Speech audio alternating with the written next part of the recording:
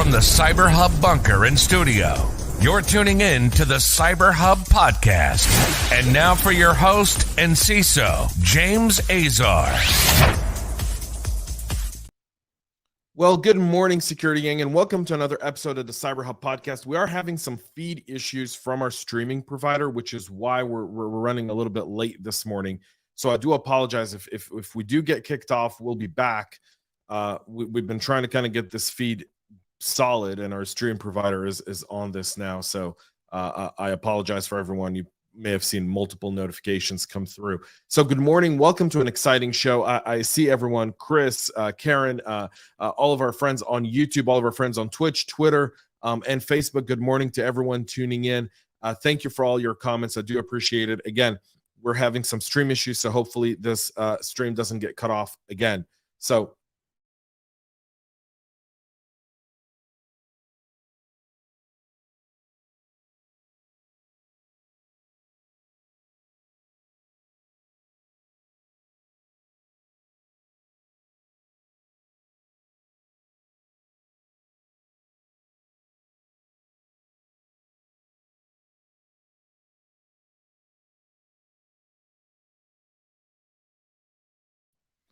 all right. So like I said, some stream issues here. We're monitoring this. Join me for a coffee cup cheers here, y'all. I'm going to try to power through the show because we've got a lot of really big news this morning, and I don't want it to go to waste. So I'm going to use the airtime wisely. Coffee cup cheers, y'all. So again, let's go ahead and get this show going with Clop Ransomware claiming credit for the MOVEit attack as organizations start to come forward as victims of this latest zero-day exploitation. So Clop, which it's calling itself kind of, Lace Tempest at this point. Ever since June 1st, the zero-day vulnerability has been going on. There's been a whole lot of news around it, but now we know that over the last 24 hours, notable victims of this campaign have become coming to light. That's the government of Nova Scotia is currently trying to gouge how much of its citizens' data had been stolen. Zealous, a UK payroll company, that's caused some downstream compromise to some of its highest profile clients, including Boots, the BBC, and British Airways. There's others there as well that have been victim, kind of like a supply chain victimhood. If you think of this as SolarWinds, right? They got into SolarWinds, and then from there, they went downstream into their customers. MOVEit, this specific zero-day is identical to SolarWinds. So keep that in mind. There's going to be more to the story. We'll be updating all of y'all daily as it comes along. If you missed the whole background, go watch yesterday's show. I did a whole deep dive into this zero-day vulnerability. The city of Augusta, Georgia, about 3 hours from where I am at the moment, is dealing with a ransomware attack. They're saying they're not talking to ransomware operators, the ransomware criminals themselves, and they're kind of going through it. So here's the deal with Augusta, Georgia. Augusta is the home to Fort Gordon. It's also the home to the Georgia Cyber Center. It's home to defense contractors.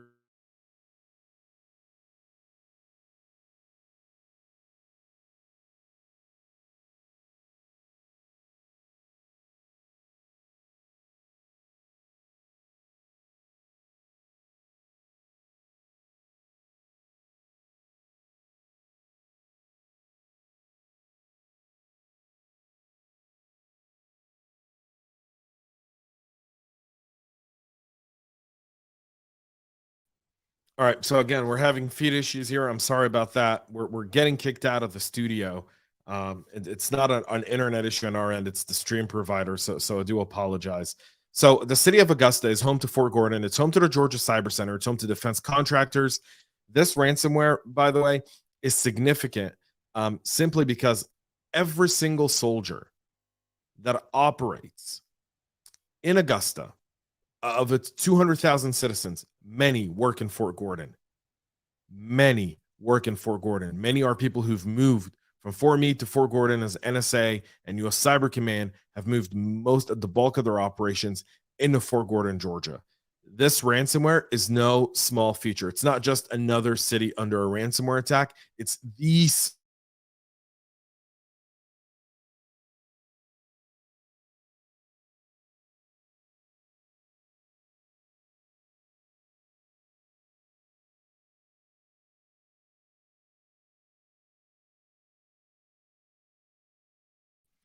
All right. So again, we're continuously getting kicked out here. I'm gonna keep going through this. So just again, bear with me, y'all. So Verizon unleashed their Verizon DBIR, which is the 16th annual report on actual real data breach results. The report itself was published this morning. I have yet to be able to give it a lot of fruitful thought. Just want to point it out. The link is in the show notes. Y'all can read it. I'll do a deep dive on it tomorrow, where we'll go through the findings of the Verizon DBIR. It's significant nonetheless, y'all. And it should be very, very worthy to note that social engineering are the most effective and extremely lucrative for all of those, especially when it comes to business email compromise, which continues to be an underrated threat to many, many organizations. So keep that in mind. We'll move to another Google Play issue where the SpinOk Android malware is found in over 30 million installs of the app. The SpinOk malware was found in a new batch of Android apps on Google Play, reportedly installed on an additional 30 million times. The finding comes as the Cloud SEK team, who report the finding a set of 193 apps carrying a malicious SDK, 43 of which were active on Google Play at the time of their discovery. Some of those apps are Macaron Match and Macaron Boom, Jelly Connect, and many others. So you want to make sure, Google Play containerizing Android devices, because people do use Android devices in your environment, is critical. If you're not doing it, you ought to be doing it. This is just another one of those lists where Google Play continues to be challenged significantly. ChatGPT hallucinations are opening developer to supply chain malware attacks as attackers exploit ChatGPT's penchant for returning false information to spread malicious code packages. Researchers are finding now that this poses a significant risk to the software supply chain. All in all, malicious code could become an Trojan to slide into legitimate applications and code repositories like NPM, PyPy, GitHub, and others. By leveraging a so-called AI package hallucinations, threat actors can create ChatGPT recommended yet malicious code packages that a developer could inadvertently download when using the chatbot, building them in a software that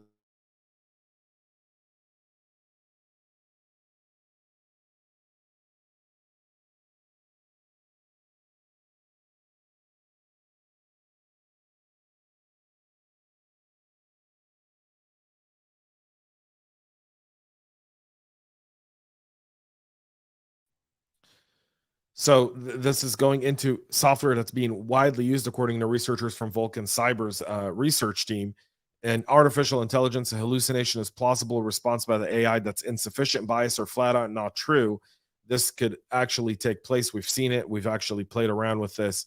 It is pretty significant, and it can be pretty easy to exploit. And there's a whole use case behind it in the show notes. Go and check that out as well.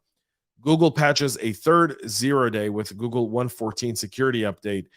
It's patching CVE 2023-3079er, a type of confusion issue affecting the V8 JavaScript engine. The internet giant noted the vulnerability discovered on June 1st has been exploited in the wild, hasn't shared any information on the attack, so you want to make sure you get your Google Chrome updated. KeePass has also launched version 2.5 that fixes the cleartext master password issue that we reported on several weeks ago. So if you are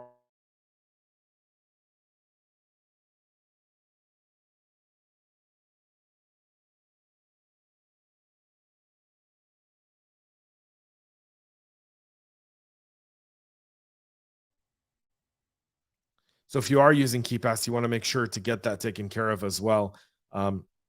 Again, I can continue to apologize for this feed issue here, and I appreciate everyone that's still on. Our numbers have not dropped as much, but I appreciate y'all. So KeePass, again, this issue has been fixed and cleared, so you want to make sure you update to the latest version if you are using KeePass. And finally, tensions between the U.S. and China are now front and center in the cyberspace war. First of all, tensions are really, really high. For those who don't know, it's not just from a cybersecurity perspective, it's also militarily, meaning for those who missed the news, a Chinese warplane cut across a U.S. Air Force surveillance plane in the South China Sea. Yesterday, a Chinese ship came within 150 yards of one of our destroyers in the South China Sea. China's becoming very, very aggressive. That aggressiveness is also being translated to the cyberspace. This is going on for some while now, and the new intelligence report that Microsoft found around Chinese activity around critical infrastructure is now even raising the tensions even further, with Congress demanding action. And so in response to this, lawmakers on the House Committee on Homeland Security have released a statement expressing their concern over the malicious activity and asking for reports. And there are currently DoD leadership is in Singapore, it's in Asia, understanding the threat there and talking to allies. But nonetheless, this is going to become very, very significant, and I'll tell you why.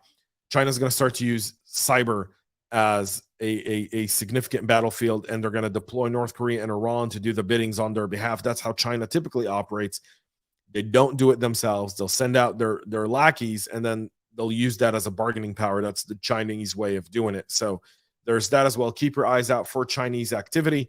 That's going to be on the increase. That's it for our show this morning. We'll be back with a whole lot more tomorrow. Again, sorry for all the interruptions. Hopefully this feed will be fixed. We'll update everything later on, and we may even redo this episode altogether once this issue gets addressed. So thank you all for tuning in. I really appreciate y'all. Have a great rest.